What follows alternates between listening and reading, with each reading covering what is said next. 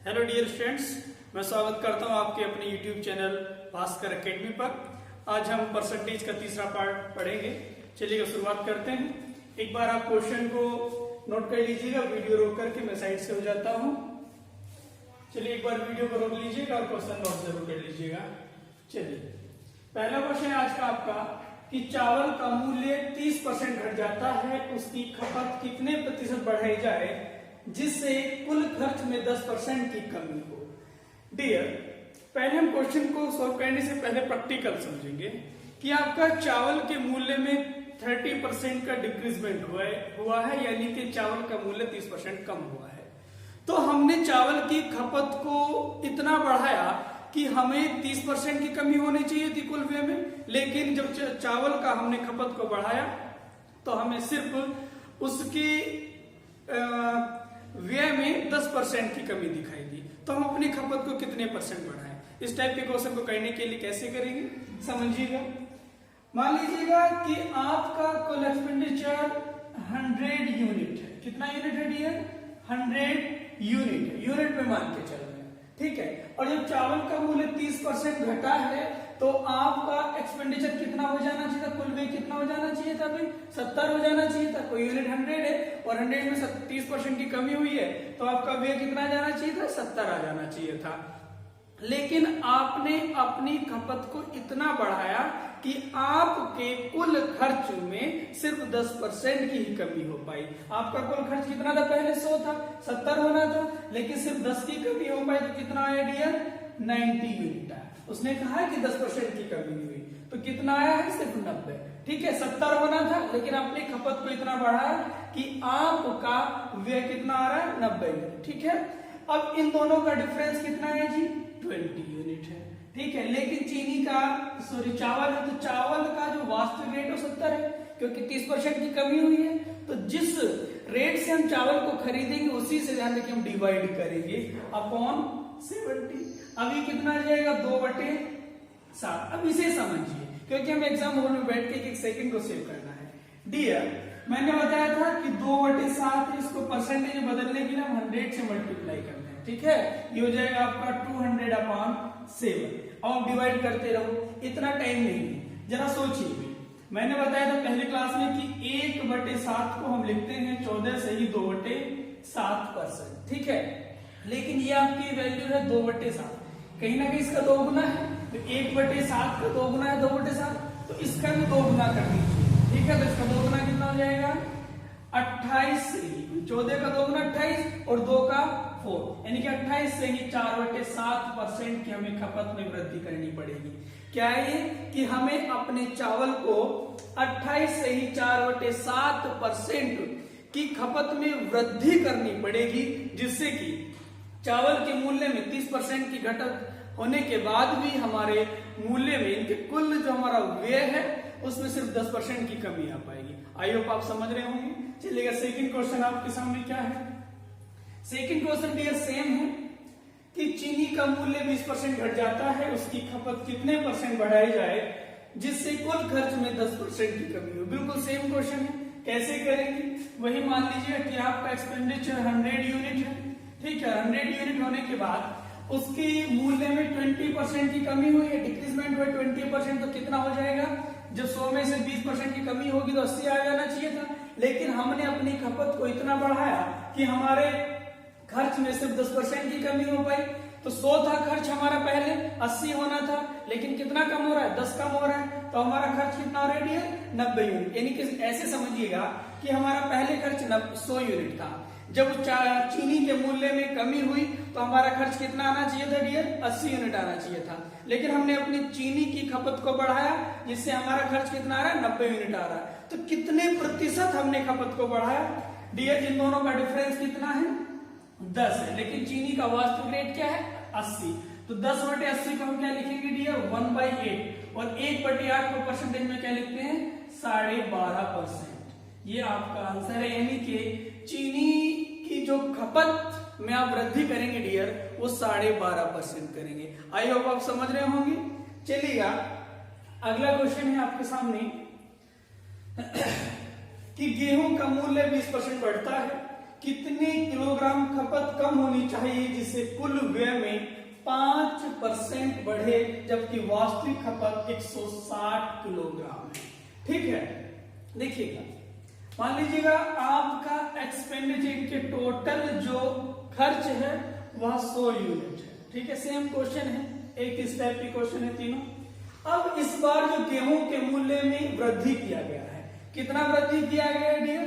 20%। मान लीजिएगा आपका पहले व्यय 100 यूनिट था, अब आपके गेहूं के मूल्य में 20% का इंक्रीजमेंट किया गया है, बढ़ा दिया गया है, तो आपका व्यय कितना हो जाएगा? 120 हो जाएगा। ठीक है, लेकिन इस बार जैसे ही मूल्य बढ़ा, आपने क्या किया कि आपने गेहूं की खपत को कम कर दिया, और इतना कम किया कि आपके मूल्य में 120 होना चाहिए था, 20% की कम वृद्धि होनी चाहिए थी, लेकिन सिर्फ 5% ही व्यय में वृद्धि हो पाया, सिर्फ 5% ही बढ़ा। तो डियर कितना हो जाएगा भाई? 100 था, सिर्फ 5% बढ़ा, तो डियर कितना हो गया? 105। ठीक है, इन दोनों का डिफरेंस लेते हैं, डिफरेंस कितना है? 15 अंतर है, लेकिन जो आपका गेहूं का वास्तविक मूल्य है वो रियल प्राइस तो 120 है अपॉन 120। इसे सोल्व करें, कितना हो जाएगा? 15 8 120, 1/8। अब हम बार बार 100 से मल्टीप्लाई मत करिएगा, 1/8 को पता है क्या लिखते हैं? 12.5%। समझिएगा, इसको थोड़ा ध्यान समझिएगा। 12.5% को आप फिर लिखोगे कि 1/8 को लिखोगे 12.5%। ठीक है, और 12.5% का मतलब है कि आपने अपने गेहूं की खपत में 12.5% की कमी की है। तो 12.5% को फिर आप 1/8 लिखोगे, तो यहीं पे रहने दीजिएगा कि 1/8 है क्या ये? कि हमने अपने गेहूं की खपत में 1/8 यूनिट का कमी की है। ठीक है, और नीचे वाला प्राइस वैल्यू क्या होता है आपका? ओरिजिनल नंबर होता है, ओरिजिनल। ठीक है, और ये क्या की गई? आपकी कमी की गई है। समझ रहे? उसने कहा ना कितनी किलोग्राम खपत कम करनी होगी, तो 1/8 यानी कि 8 में से 1 कम करना होगा। ठीक है, अब उसने बोला है कि जबकि वास्तविक खपत कितना है? 160 किलोग्राम है, तो वास्तविक खपत अर्थात 8 यूनिट का वैल्यू कितना है? 160 केजी है, यानी कि 8 में से हमें 1 कम करना है, तो 1 यूनिट का वैल्यू कितना हो जाएगा हमारा? 20 केजी। यानी कि अगर मैं गेहूं को 20 केजी खपत कम करूं, यदि मैं अपने गेहूं की खपत में 20 किलोग्राम की कमी करूंगा, तो डियर गेहूं का 20% मूल्य बढ़ने के बाद भी मुझे सिर्फ अपने कुल व्यय में 5% की वृद्धि दिखाई देगी। ठीक है, आई होप आप समझ रहे होंगे। चलिएगा बढ़ते हैं नए स्टेप की ओर। चलिए डियर, अगला क्वेश्चन हम सीखते हैं, उसी पे बेस्ड है। चीनी का दाम 40% बढ़ जाता है, जिससे एक परिवार 60 किलो चीनी कम प्रयोग करता है तथा कुल खर्च 20% बढ़ता है। मूल खपत ज्ञात करें। डियर वही क्वेश्चन है कि चीनी के मूल्य में 40% का इंक्रीजमेंट हुआ, यानी कि 40% की वृद्धि हुई, तो एक परिवार ने 60 किलो चीनी कम प्रयोग कर दी। अब 60 किलो चीनी कम प्रयोग करने के बाद भी उसका कुल व्यय में 20% बढ़ोतरी हुई। ठीक है, अगर वह 60 किलो चीनी कम प्रयोग ना करता, जितना पहले कर रहा था उतनी करता, तो उसके खर्च में डियर कुल 40% का इंक्रीजमेंट होता, क्योंकि उसके प्राइस में 40% का इंक्रीजमेंट है। चलिएगा, तो मूल खपत यानी कि जो ओरिजिनल कंजप्शन था वो हमें फाइंड आउट करना है। पहला क्वेश्चन सोल्व करें। मान लीजिएगा हमारा कुल जो एक्सपेंडिचर था डियर, कुल खर्च हमारा 100 यूनिट था। ठीक है, कुल खर्च हमारा 100 यूनिट था।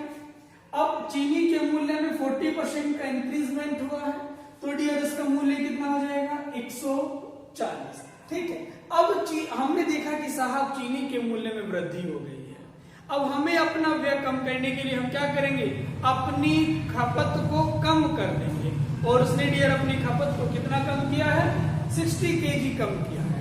60 केजी कम करने के बाद भी उसका व्यय 20% बढ़ पाया। बढ़ना कितना था? 40%, लेकिन 20% बढ़ पाया, मीन्स 120 हो गया। ठीक है, अब इन दोनों का डिफरेंस कितना है डियर? 20 इन दोनों का डिफरेंस है, लेकिन जो चीनी का वास्तविक मूल्य है वो 140 है। चीनी जो किस रेट मिलेगी आपको? 140 आना था। अपॉन 140, इसको सोल्व करेंगे डियर कितना आ जाएगा ये 1/7, ठीक है 1/7, यानी कि आपका जो मूल खपत है चीनी का वो 7 यूनिट है, इस बार कम की गई है, कितना कम किया गया है 1 यूनिट कम किया गया है, ठीक है। तो डियर ये आपका ओरिजिनल है 7 यूनिट, ठीक है, वास्तविक खपत है 1 यूनिट आपकी कम की गई है, तो 1 यूनिट का वैल्यू कितना है डियर आपका 60 केजी, और 7 यूनिट आपकी वास्तविक है, तो कितना हो जाएगा आपका मूल खपत 7 गुणा 60 अर्थात 420 केजी, यानी कि आप जो प्रारंभ में जो आपकी वास्तविक खपत थी चीनी की डियर वो 420 किलोग्राम थी, ठीक है 420 केजी थी, लेकिन जैसे चीनी का मूल्य बढ़ा 40%, आपने डियर तुरंत अपने घर में 60 किलो चीनी कम प्रयोग करना शुरू कर दी, जिससे आपके कुल व्यय में सिर्फ और सिर्फ 20% की वृद्धि हो पाती है। तो डियर ये आपकी मूल खपत है। वर्तमान अगर मैं खपत की बात करूं कि वर्तमान खपत कितनी होगी, वर्तमान खपत मीन्स करंट, यानी कि जो आपका अब चल रहा है वर्तमान में, यानी कि 420 थी, ठीक है आपका कंजप्शन, और 60 केजी कम कर दी, तो 420 में से 60 कम कर दीजिएगा, कितना हो जाएगा डियर 420 में से जब आप 60 कितना आ जाएगा 360 केजी, क्लियर। उसने मूल खपत पूछा तो ये आपका आंसर होगा, अगर वर्तमान खपत पूछेगा तो ये आपका आंसर होगा, दोनों पूछेगा तो आप निकाल सकते। चलिएगा बढ़ते हैं नए क्वेश्चन की ओर। नया क्वेश्चन है डियर आपका चीनी का मूल्य 30% कम हो जाता है, इस बार कम किया गया है, जिससे एक परिवार 16 किलोग्राम अधिक चीनी खरीदता है तथा कुल खर्च 16% कम हो जाता है, वर्तमान कुल खपत ज्ञात करो, यानी कि डियर प्रेजेंट में उसका कुल कितना खपत है हमें फाइंड आउट करना है। चलिए बहुत जल्दी आप सोल्व कर पाएंगे। मान लीजिएगा आपका टोटल एक्सपेंडिचर, इनके टोटल जो आपका व्यय है वो 100 यूनिट है, ठीक है। अब चीनी के मूल्य में डियर 30% की कमी हुई है, तो आपका टोटल व्यय यानी कि कुल एक्सपेंडिचर आपका 70 यूनिट हो जाना है। लेकिन जैसे ही आपने डियर 60 केजी चीनी अधिक खरीदना शुरू कर दिया कि साहब अब चीनी के मूल्य में कमी हो गई है, तो अब चीनी की खपत को बढ़ा दीजिएगा। उसने 16 किलोग्राम जैसे ही चीनी को बढ़ाया तो कुल खर्च में डियर सिर्फ 16% की कमी हो पाई, होनी कितनी थी 30% की, लेकिन जैसे जैसे उसने चीनी का यूज बढ़ाया तो डियर उसके कुल व्यय में भी कमी हुई, ठीक है। यानी कि 30 होना चाहिए था, कुल 16 हो पाया, तो 100 था, 16 की कमी हो पाया, कितना हो पाएगा डियर 84, ठीक है। अब 70 का और 84 का आप डिफरेंस लेंगे, कितना आ जाएगा 40, ठीक है, इन दोनों का डिफरेंस 14 आ जाएगा। अब लेकिन चीनी का वास्तविक रेट क्या है 70 पे डिपेंड करेगा, अपॉन 70 कितना हो जाएगा 1/5, ये 5 क्या आपका ओरिजिनल कंजप्शन है, हम चीनी की खपत की बात कर रहे हैं ना, यानी कि 5 हमारी ओरिजिनल है और 1 का क्या हुआ है इस बार अधिक खरीदा है, तो 1 की वृद्धि इंक्रीजमेंट है, ठीक है। और ये क्या आपकी मूल खपत है, ये आपका मूल खपत है, समझ लो 1 की क्या वृद्धि है, तो 1 यूनिट का वैल्यू कितना बोला है डियर उसने 16 केजी, तो 5 यूनिट का वैल्यू कितना होगा 16 गुणा 5, 16 बन 80 केजी, यानी कि आपकी मूल खपत 80 केजी थी, ठीक है। ये आपकी क्या थी मूल खपत थी, समझ रहे हैं, ओरिजिनल कंजप्शन था। करंट कंजप्शन कितना होगा डियर 80 खरीद रहे थे, 16 और बढ़ा दिया, कितना हो गया सॉरी 96 केजी आपकी करंट कंजप्शन होगा, ठीक है, करंट कंजप्शन होगा यहाँ। चलिए आपके सामने क्वेश्चन है, एक छात्र किसी संख्या को 3/5 के स्थान पर 5/4 से गुणा कर देता है तो परिणाम में प्रतिशत परिवर्तन ज्ञात करिए। मीन्स एक स्टूडेंट से कहा गया कि आप एक संख्या को 3/5 से मल्टीप्लाई करिएगा, लेकिन वह स्टूडेंट्स बाय मिस्टेक 3/5 से गुणा ना कर करके 5/4 से गुणा कर देता है, तो कुछ ना कुछ उसका रिजल्ट आएगा, चेंज आएगा, तो कितने % का चेंज आएगा वही आपको फाइंड आउट करना है। इस टाइप के क्वेश्चन को जल्दी से करने के लिए कैसे करेंगे सीखिएगा। भाई हमें नहीं पता कि वह संख्या क्या है, ठीक है। अब कुछ स्टूडेंट्स क्या करेंगे कि माना वह संख्या x है, x सेलेक्ट करेंगे, इतना हमारे पास दिया टाइम नहीं है। तो जल्दी क्वेश्चन को सॉल्व करने के लिए कैसे करेंगे ध्यान रखिएगा। पहला क्वेश्चन हम सॉल्व कर रहे हैं, यानी कि हमें की संख्या को 3/5 से गुणा करना था, लेकिन बाय मिस्टेक वह 5/4 से मल्टीप्लाई कर देता है, ठीक है। वह संख्या क्या है हमें नहीं पता। मैंने बताया कि जो नीचे वाला नंबर रहता है ये टोटल नंबर रहता है, ठीक है। अब ध्यान रखिएगा यहाँ पर वह संख्या 5 है, यहाँ पर 4 है, तो इन दोनों को हमें एक बनाना है, यानी कि दो संख्याओं का अगर हमें एक नंबर बनाना हो तो डियर्स का हम एलसीएम लेते हैं। मैं पीछे बता चुका हूं इस चीज को। कहने का मतलब जो नीचे वाली संख्या है 5 का और 4 का एलसीएम लीजिएगा, तो 5 4 का एलसीएम कितना आ जाएगा डियर 20 आ जाएगा, ठीक है। अब मान लीजिएगा कि वह संख्या 20 ही है, क्योंकि हमें परसेंटेज में बताना है, और परसेंटेज बताने के लिए डियर हमें रियल वैल्यू की नीड नहीं रहती, हम यूनिट में सोल्व कर देते हैं। तो यहाँ पर भी 20, क्योंकि वह संख्या 20 है, सोल्व कर दीजिएगा। 5 चौक 20, 4 तिया 12, 4 पंजे 20, 5 पंजे 25। अब देखिएगा अगर वह उस संख्या को 3/5 से मल्टीप्लाई करता तो कितना रिजल्ट आना था 12 यूनिट, लेकिन बाई मिस्टेक किससे कर दिया उसने मल्टीप्लाई 5/4 से, तो उसका रिजल्ट कितना आया 25। भाई 12 आना चाहिए था, आ कितना रहा है 25, तो कम आ रहा है ज्यादा आ रहा है, ज्यादा रेडी है। कितना यूनिट ज्यादा आ रहा है भाई 13 यूनिट ज्यादा आ रहा है, ठीक है। 13 यूनिट ज्यादा आ रहा है किससे 12 से, समझ, जिससे तुलना करते हैं उससे डिवाइड करते हैं। एक चीज में कई बार बता चुका हूं, आप क्लियर हो गया होगा। अपॉन 12 परसेंटेज में बदलने के लिए डियर हम मल्टीप्लाई करेंगे 100 से, कितना हो जाएगा ये 13 से नहीं जाएगा, ध्यान रखिएगा, तो हो जाएगा ये आपका 1300 अपॉन 12। इसे हम सोल्व करेंगे 12 0 12 96 108 4/12। अब देखिए इसको सोल्व करिएगा, आपका आ गया 108, ठीक है। 96 12 96 में 0 लगाएंगे, अब 4/12 यानी 4 बचता है अपॉन 12। इसको सोल्व करिएगा 4 × 4 और 4 तिया 12, ये 108 सही 1/3 1/3 परसेंटेज का चेंज आएगा। उसने पूछा ना तो परिणाम में कितने प्रतिशत का परिवर्तन आएगा, तो डियर 108 सही 1/3% का परिवर्तन आएगा रिजल्ट में, ठीक है। आप समझ रहे होंगे। चलिएगा सेकंड क्वेश्चन सेम है, उसको सोल्व कर लेते हैं। थोड़ा परिवर्तन है, क्वेश्चन को बहुत ही ध्यान रखिए, केयरफुली पढ़ने की आपकी हैबिट होनी चाहिए। कभी कभी आप डियर ऐसा करते हैं, आपको क्वेश्चन आ रहा होता है लेकिन आप बहुत जल्दबाजी में क्वेश्चन को पढ़ जाते हैं, छोटी सी प्रॉब्लम में क्वेश्चन को गलत कर सकती है, तो क्वेश्चन को केयरफुली पढ़ा करें। क्या लिखा है, एक छात्र किसी संख्या को 4/3 से गुणा करने के स्थान पर भाग कर देता है, गणना में प्रतिशत त्रुटि ज्ञात करें। कहने का मतलब एग्जामिनर ने या टीचर ने कहा कि आप कोई नंबर है कि उसको 4/3 से मल्टीप्लाई करिएगा, 4/3 से गुणा करिएगा, लेकिन आपने बहुत जल्दी में या केयरफुली आपने नहीं सुना, नहीं पढ़ा, तो आपने डियर करना था आपको मल्टीप्लाई, और आपने क्या कर दिया डिवाइड कर दिया। तो जहां जिस संख्या को आप मल्टीप्लाई करने वाले थे आपने डिवाइड कर दिया, तो डियर कुछ ना कुछ चेंज आएगा, तो त्रुटि आएगा, गलत आएगा तो कितने परसेंट का त्रुटि आएगा, वही हमें फाइंड आउट करना है। चलिए सेम क्वेश्चन है, सॉरी, हमें 4/3 से गुणा करना था किसी नंबर को, हमें नहीं पता वह नंबर क्या है।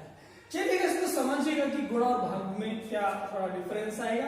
मान लीजिए कोई संख्या a है, ठीक है, इसको आपको गुणा करना है 4/3 से, तो इस प्रकार आप गुणा करा देंगे a मल्टीप्लाई बाई 4/3, ठीक है।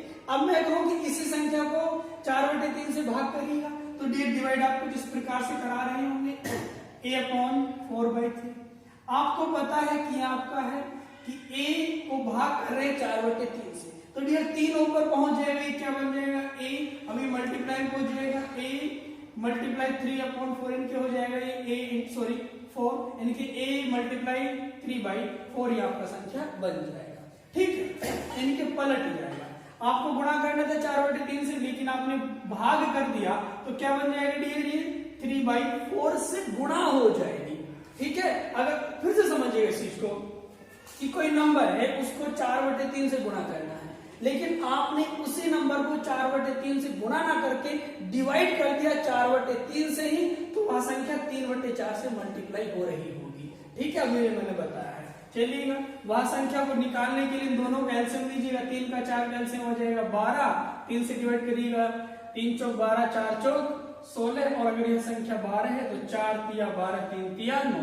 भाई नंबर आना चाहिए था आपको, जो रिजल्ट आना चाहिए, परिणाम आना चाहिए था, 16 यूनिट आना चाहिए था।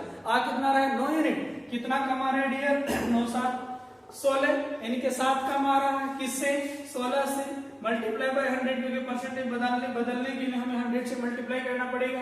कितना हो जाएगा डियर? ये 700/16, 16 सोल्व करेंगे, 16 चौका 64, बहुत जल्दी सोल्व हो जाएगा। ध्यान रखिए, 6 बचा 60 हो गया, 16 तिया 48, कितना बचा ध्यान रखिएगा? ये 12/16, फिर हो जाएगा 4 तिया 12, 4 चौक 16, यानी कि 43 से ही 3/4 परसेंटेज परिवर्तन आएगा।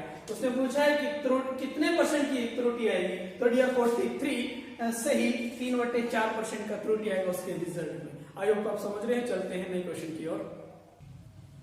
चलिए डियर स्टूडेंट्स, आपके सामने नया क्वेश्चन है। एक व्यक्ति प्रत्येक माह अपने वेतन का एक निश्चित भाग बचाता है ताकि वह एक साल में एक मकान खरीद सके। तो ज्ञात करो कि उसे अपनी बचत में कितने प्रतिशत की वृद्धि करनी चाहिए कि वह उसी मकान को 8 महीने में खरीद सके। देखिए, एक मकान है और एक व्यक्ति उस मकान को खरीदना चाहता है। उसको ध्यान रखिएगा, अपनी आय जो है, उसकी इनकम है, उसमें से वह प्रति माह एक फिक्स सेविंग करता है कि मुझे हर महीने इतना सेविंग करना है जिससे कि मैं एक साल में उस मकान को खरीद सकूं। लेकिन कोई कंडीशन ऐसी बनती है कि वह उसे मकान 8 महीने में खरीदना पड़ेगा। जब ड्यूरेशन कम हो गया कि एक साल में खरीदना था, अब उसको वह मकान 8 महीने में खरीदना पड़ रहा है। तो डियर, अब वह प्रति माह अपनी सेविंग को बढ़ाएगा। तो यही क्वेश्चन पूछा है कि प्रति माह अपनी सेविंग को कितने प्रतिशत बढ़ाएगा। चलिएगा, इस टाइप के क्वेश्चन को सोल्व करने के लिए कैसे करेंगे देखिए। वह एक साल में खरीदना चाहता था, यानी कि 1 ईयर मीन्स 12 मंथ, यानी कि एक साल में अर्थात 12 महीने में खरीदना चाहता था। अब वह कितने महीने में खरीद रहे हैं? 8 मंथ्स में खरीदना पड़ रहा है। ठीक है, तो वह अपनी आय को कितने प्रतिशत की वृद्धि करेगा?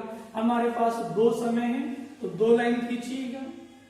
ठीक है, यानी कि वो उसे 12 महीने में खरीदना था, लेकिन अब कितने महीने में खरीदना पड़ रहा है? 8 मंथ्स में खरीदना पड़ रहा है। अब ध्यान रखिएगा, हमें पता होना चाहिए कि उस मकान की कीमत कितनी है। अब जब भी तो हम बता सकते हैं। मान लीजिएगा फॉर एग्जांपल, आपके एक मकान की कीमत ध्यान रखिएगा 12 लाख है। ठीक है, 12 लाख। अब ध्यान रखिएगा, ये एग्जांपल मैंने माना है, ये मान लीजिए कि बड़ा सस्ता मकान है। चलिएगा, अब 12 लाख है। ठीक है, और आपको 12 महीने में खरीदना है, तो आप प्रति माह कितने की सेविंग करेंगे? 1 लाख, 1 लाख की सेविंग काम करेंगे। अगर यही मकान अब आपको डियर मैं कहूं कि 6 मंथ में खरीदना है, 6 माह में आपने खरीदना पड़ेगा, तो अब 6 माह में आपको 12 लाख रुपए जुटाने पड़ेंगे ना। तो आप 1 महीने में कितने रुपए की सेविंग करोगे डियर? 2 लाख, यानी कि 2 लाख रुपए की सेविंग करोगे। आप पहले प्रति माह 1 लाख रुपए की सेविंग कर रहे थे, अब कितने की सेविंग कर रहे हो? 2 लाख की सेविंग कर रहे हो, अर्थात पहले 1 लाख की, अब 2 लाख की। तो बढ़ा है, कितना बढ़ा है, कितने परसेंट में बढ़ा है? आइए बात करते हैं, क्वेश्चन क्या है। चलिए, 12 महीने में खरीदना चाहता था, लेकिन अब 8 महीने में खरीद रहा है। अब हमें मकान का प्राइस निकालने के लिए भी है, हम इन दोनों का एलसीएम ले लेंगे। 12 और 8 का एलसीएम ले लेंगे, कितना आ जाएगा? 24। यही क्या है? मकान की कुल कीमत है। मकान की कुल कीमत है 24 यूनिट में हम लोग बात कर रहे हैं। अब हमें 24 यूनिट मकान की कीमत है, 12 महीने में खरीदना है, तो 1 महीने में कितना बचाएगा? वो 2 यूनिट। ठीक है, अब उसको 24 यूनिट का मकान 8 महीने में खरीदना पड़े तो प्रति माह कितने की सेविंग करेगा? वो 3 यूनिट की सेविंग करेगा। भाई 1 महीने में 3 यूनिट की, तो 8 महीने में 24 यूनिट की हो जाएगी, जो मकान की कीमत है 24 यूनिट। समझ रहे हैं? पहले वो 2 यूनिट की सेविंग कर रहा था, अब 3 यूनिट की सेविंग कर रहा है। तो डियर बढ़ा है, घटा रहा, बढ़ा है। कितने की? 1 यूनिट प्रति माह उसने बढ़ाया है। और किससे? 2 से। तो जिससे तुलना करते हैं उससे डिवाइड, 1/2 को परसेंटेज बदलने के लिए 100 से मल्टीप्लाई करते हैं, कितना आ जाएगा 50% की उसे प्रति माह अपनी सेविंग में बचत करनी पड़ेगी। चलते हैं डियर नेक्स्ट क्वेश्चन की ओर। चलिए डियर स्टूडेंट्स, आपके सामने नया क्वेश्चन है। एक विद्यालय में 75% बॉयज हैं और 1500 गर्ल्स हैं, तो लड़कों की संख्या ज्ञात करनी है। चलिए इस क्वेश्चन को हम कई प्रकार से कर सकते हैं, लेकिन हम एग्जाम में जल्दी से कैसे करें, ठीक है। देखिएगा, सीखते हैं। उसने बोला है कि 75% बॉयज हैं और 1500 गर्ल्स हैं, ठीक है। तो लड़कों की संख्या ज्ञात करिएगा। देखिएगा, जो विद्यालय में स्टूडेंट्स होते हैं डियर, वो बॉयज या गर्ल्स होंगे, और कुल संख्या ध्यान रखिएगा उस विद्यालय में कितने भी विद्यार्थियों की संख्या हो, अगर परसेंटेज की बात करूं तो डियर 100% होता है, ठीक है। अब 100% में से 75% तो बॉयज हो गए हैं और 25% क्या हो गई है, गर्ल्स हो गई हैं, ठीक है। तो हम बता सकते हैं कि साहब 25% का वैल्यू कितना है 1500, तो 1% का वैल्यू कितना हो गया 1500 अपॉन 25, 1% का वैल्यू निकल के आ जाएगा। और हम बता दें कि 25% का वैल्यू कितना है, ठीक है। समझ लो, यहां से भी हम लड़कों की संख्या ज्ञात कर सकते हैं, क्योंकि हम लड़के 75% है, ठीक है। ये दूसरा टाइप क्या हो सकता है कि 75% पर डियर हम लिखेंगे 75% को हम लिखेंगे 25 या 75, 25 चौका 100, 3/4। कैसे लिखेंगे इसको मैं कई बार बताया हूँ, पार्ट 1 में जरूर जाके देखने की परसेंटेज का साइन रिमूव करने के लिए 100 से डिवाइड करते हैं, 25 पे 75, 25 चौका 100, तो 3/4 लिखते हैं। नीचे वाली डियर वैल्यू होती है टोटल वैल्यू, अर्थात उस विद्यालय में कुल 4 यूनिट छात्र हैं। 4 छात्र का मतलब है कि 4 यूनिट छात्र हैं। इसमें से डियर कुछ बॉयज होंगे और कुछ गर्ल्स होंगी। अब 4 में से बॉयज कितना है 75% लड़का है, मीन्स 3 लड़के हैं। अब 4 में से 3 लड़के हैं तो गर्ल्स कितनी है, 1 यूनिट गर्ल्स है, और 1 यूनिट का वैल्यू डियर कितना बोला उसने कि 1500 लड़के हैं। 1 यूनिट का वैल्यू 1500 है, तो 3 यूनिट का वैल्यू कितना होगा 3 गुणा 1500, डियर कितना हो जाएगा 45। इनके 4500 उस विद्यालय में लड़के हैं, ये आपका आंसर है, ठीक है। सेकंड क्वेश्चन क्या कहता है आपका, सेकंड क्वेश्चन को सीखिएगा। उसने बोला कि एक विद्यालय में 60% गर्ल्स हैं और 400 बॉयज हैं, तो लड़कियों की संख्या ज्ञात करिएगा। वही कर सकते हैं कि आप 60% गर्ल्स हैं तो 40% बॉयज होंगे, 40% का वैल्यू 400 हो सकता है, आप 1% का निकाल के 60% का वैल्यू निकाल सकते हैं। या कैसे करें कि 60% को आप क्या लिखेंगे डियर 3/5। अब 3/5 का मीन्स है कि 5 यूनिट कुल उसमें स्टूडेंट्स हैं, छात्र और छात्राएं हैं। अब 5 में से ध्यान रखिएगा गर्ल्स एंड बॉयज। इस बार क्या बोला 60% लड़कियां हैं, मतलब 5 में से 3 गर्ल्स हैं, तो बॉयज कितने बचे 5 में से 3 लड़कियां होगी, तो लड़के कितने बचे 2, और 2 यूनिट का वैल्यू कितना बोला डियर उसने 400। 1 यूनिट का वैल्यू कितना हो गया 200, 1 यूनिट का वैल्यू 200, तो 3 यूनिट का वैल्यू कितना हो गया 3 गुणा 200 कितना हो गया डियर 600। तो लड़कियां कितनी हो गई 600 लड़कियां हो गई, ये आपका आंसर है, ठीक है। स्टूडेंट्स, अगर आपको मेरी इस क्लास से आपको हेल्प मिल रही है तो प्लीज इस वीडियो को आप लाइक करें, शेयर करें और चैनल को सब्सक्राइब जरूर कर लें, और कमेंट करके मुझे बताएं कि आपको क्लास कैसी लग रही है, या कुछ कमियां हैं या कुछ और इम्प्रूव करना है, जो उसे कमेंट जरूर करके बताइएगा। चलिए आज के लिए इतना ही काफी। नेक्स्ट वीडियो आपका बहुत जल्दी आ जाएगा। पर डे आपको रीजनिंग और मैथ्स का वीडियो देखने को मिल रहा होगा।